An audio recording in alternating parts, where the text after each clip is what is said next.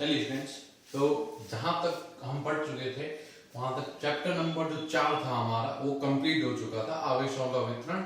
और उस आवेश के वितरण में जो भी ऊर्जा आनी थी वहां तक हम वो पूरा का पूरा जो है कवर कर चुके थे। तो उसके साथ ही जो हमारा एक सेक्शन होता है जिसको हम कहते हैं इलेक्ट्रोस्टैटिक्स, वो कंप्लीट हो चुका है।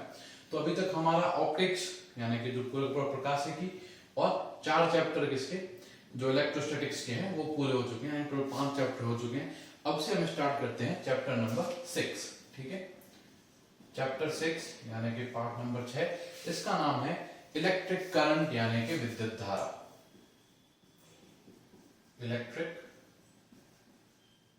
करंट यानी कि विद्युत धारा। इस चैप्टर के जो भी बेसिक्स हैं वो आप जो है पहले भी 10th क्लास में भी आप पढ़ के आ चुके हैं, लगभग चीजें वो ही है।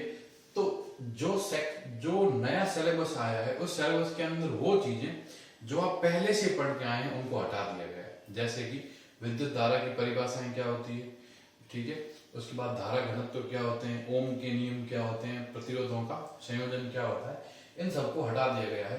लेकिन फिर भी हम उनको हटाया हुआ मान के नहीं, ऐसा नहीं करेंगे कि हम उन्हें नहीं पढ़े। क्यों? क्योंकि अगर हम उन्हें नहीं पढ़ेंगे तो उसके आगे का जो चीज है उसको पढ़ना हमारे लिए मुश्किल हो जाएगा। तो सेक्शन में अभी हम जो बेसिक इंट्रोडक्शन जो 10 में आप पढ़ के सिलेबस से हट चुका है, तो उसको हम एकदम थोड़ा फास्ट वे में ही सही लेकिन कवर जरूर करेंगे। तो देखिए सबसे पहले कि विद्युत धारा क्या होता है। तो विद्युत धारा की बेसिक परिभाषा आप पढ़ के आ चुके हो। वो क्या होती है कि किसी भी क्षेत्रफल से आवेश प्रवाह की दर, किसी भी क्षेत्रफल से आवेश प्रवाह की दर विद्युत धारा कहलाती है। यानी कि rate of current flow from any given cross section area, rate of current flow from any given cross section area is known as electric current यानी कि विद्युत धारा। ठीक है, तो इलेक्ट्रिक करंट जो आई है वो किसके इक्वल होगा, Q अपॉन T।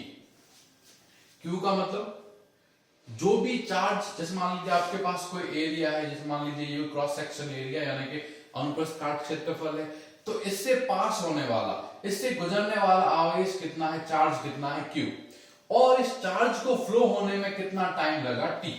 तो अगर Q चार्ज T समय में फ्लो होगा तो रेट ऑफ चार्ज फ्लो यानी कि इलेक्ट्रिक करंट किसके इक्वल हो जाएगा, Q अपॉन T के इक्वल हो जाएगा। Q क्या है, कूलाम, और T क्या है, सेकेंड। ठीक है, तो कूलाम अपॉन सेकेंड, और इसको हम क्या कहते हैं, एम्पियर।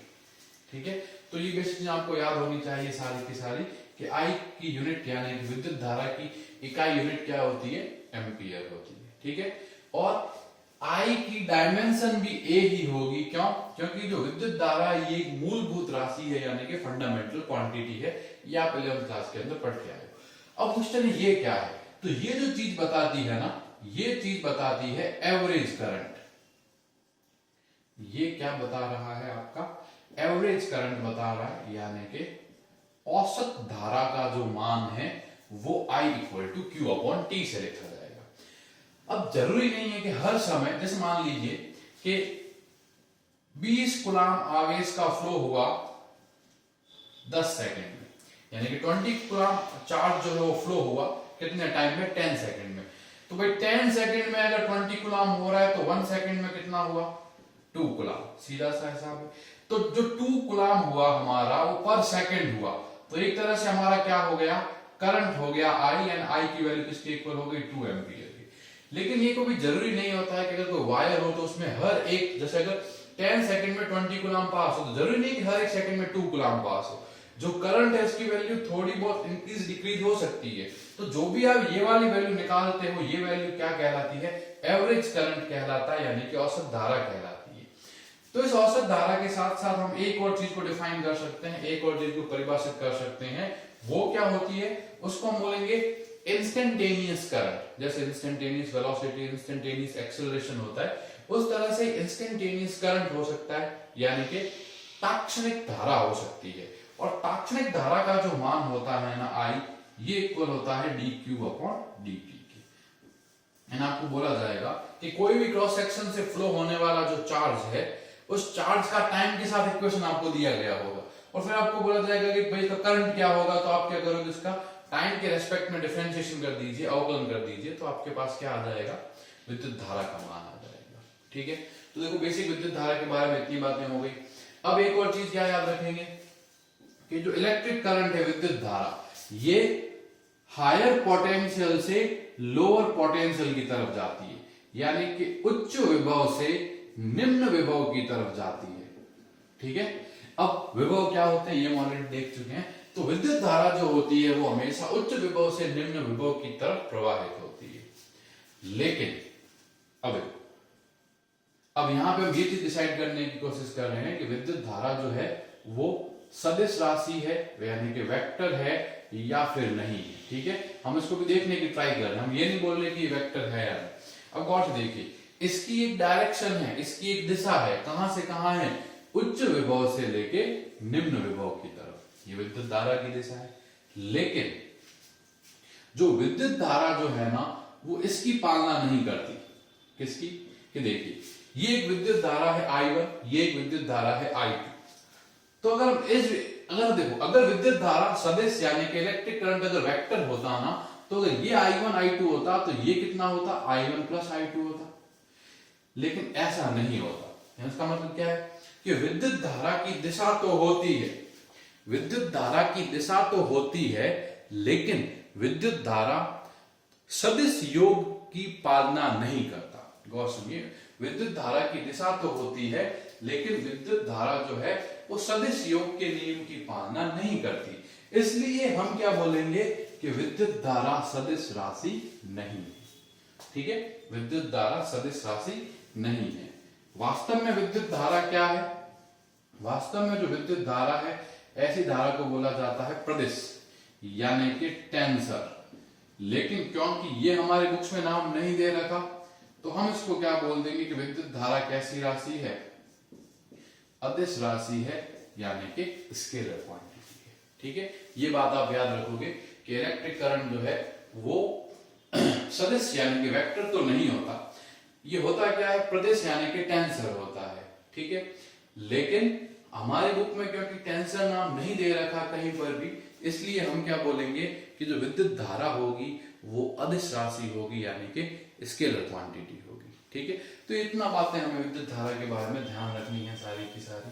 ठीक है, चलिए अब हम देखते हैं क्या अगला जो हमारा टॉपिक है इलेक्ट्रिक करंट के अंदर, वो विद्युत धारा से ही संबंधित है, लेकिन थोड़ा बहुत क्या है विद्युत धारा से अलग। ठीक है, इसको हम बोलते हैं धारा घनत्व। ठीक है, धारा घनत्व यानी कि करंट डेंसिटी। ठीक है, तो विद्युत धारा घनत्व यानी कि करंट डेंसिटी क्या होती है? करंट डेंसिटी मतलब यहाँ पे इलेक्ट्रिक करंट डेंसिटी है, विद्युत धारा घनत्व है। इसका मतलब क्या होता है? इसका मतलब ये होता है कि जो भी करंट फ्लो हो रहा है उस करंट के अंदर वो करंट कितने एरिया से फ्लो हो रहा है। जैसे आई करंट है, अभी मैं आपको बताया था, जैसे मान लो कि ये यहां पर है, ये वाला एरिया जो है कितना है A, और यहां से पर सेकंड कितना करंट, पर सेकंड कितना चार्ज पास हो रहा है, यानी कि प्रति इकाई समय में कितना आवेश निकल रहा है, विद्युत धारा I के बराबर। तो जो करंट अपॉन एरिया है इसको हम क्या बोलते हैं? करंट डेंसिटी J बोलते हैं। यानी कि एकांक क्षेत्रफल से गुजरने वाली विद्युत धारा, एकांक क्षेत्रफल से गुजरने वाली विद्युत धारा धारा घनत्व कहलाती है। यानी current passing through per unit area, current passing through per unit area is known as current density. ठीक है, अब देखिए करंट डेंसिटी J जो है किसके इक्वल है? I अपॉन A के इक्वल है। लेकिन अगर हम इसको गौर से देखें ना, तो J की वैल्यू हम क्या लिख सकते हैं? इसको हम लिख सकते हैं DI अपॉन DA भी लिख सकते हैं। यानी कि कोई भी जो स्मॉल जो एरिया होगा DA, उससे पास होने वाला करंट हमारा कितना है? DI। तो फिर जो करंट डेंसिटी हो जाएगी वो किसके इक्वल हो जाएगी? J के इक्वल हो जाएगी। अब आप एक चीज याद रखना कि करंट तो जो है वेक्टर क्वांटिटी नहीं है, लेकिन जो करंट डेंसिटी है यानी कि जो धारा घनत्व है J, ये कैसी क्वांटिटी है?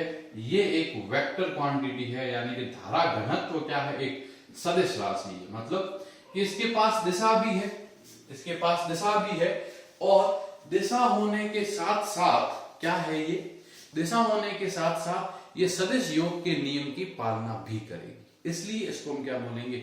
वेक्टर क्वांटिटी बोलेंगे। ठीक है, यानी इसका मतलब क्या हुआ? अब क्वेश्चन किस तरफ होगी इसकी दिशा? तो देखो जे की जो डायरेक्शन होगी ना वो एरिया वेक्टर के परपेंडिकुलर, सॉरी वो एरिया वेक्टर की डायरेक्शन में होगी, यानी जो भी क्षेत्रफल का तल है उसके लंबवत होगी। जैसे चुंबकीय सॉरी जैसे इलेक्ट्रिकल फ्लक्स के अंदर होता था कि विद्युत फ्लक्स में क्या होता था कि जो अल्पांश क्षेत्रफल है उसकी दिशा किस तरफ होती थी कि भाई जिस तरफ जो भी अपना क्षेत्रफल है उसके लंबवत, यानी जो भी एरिया है उसके परपेंडिकुलर। तो इस तरह से जे की भी जो डायरेक्शन होगी वो क्या होगी, एरिया के परपेंडिकुलर ही होगी।